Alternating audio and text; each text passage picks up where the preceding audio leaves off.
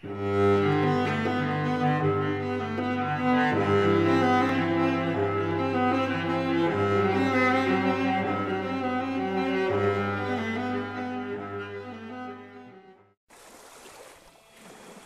lanes. To some, they are alleys, lining the shops, acting as a walkway to spending money on items that no one really needs. To some, they are alleys, a walkway to the beach where hundreds of people crowd on a hot, sunny English day to soak in the sun's rays, brave the cold, brisk waters, and enjoy the fish and chips and ice lollies that the pier provides. To some, they are alleys, a walkway that have been forged in history, being the one constant in Brighton area since the original town of Bristol-Mullion was destroyed by the French in 1514.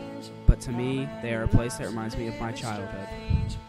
Ever since I was born, my family will make periodic trips to England to visit my mom's family.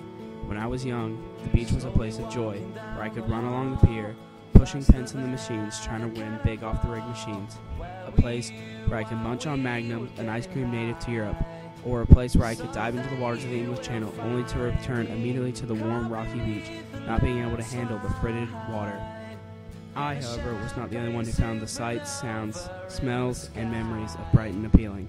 King George IV was a constant visitor to the beach, finding the area relaxing, a change of pace from the busy city of London. And to follow his example, many day trippers from London started taking advantage of the railroad line, which opened in 1841, making Brighton one of the most popular destinations in southern England. As the smell of the salt and sea spray washed over the pier, I drew in the sights of Brighton Beach, the beach I had been visiting for as long as I could remember.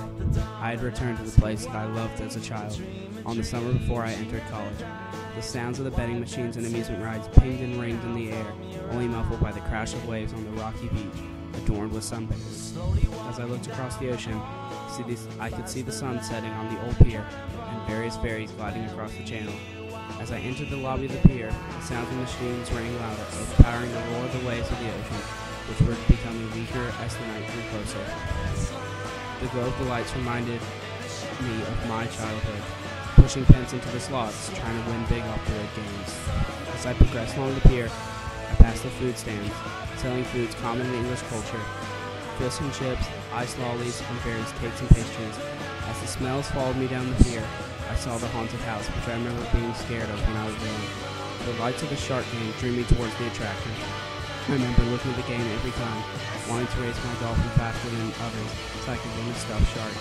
But those games were part of my past, and while they held memories, I didn't play because that fun was long gone.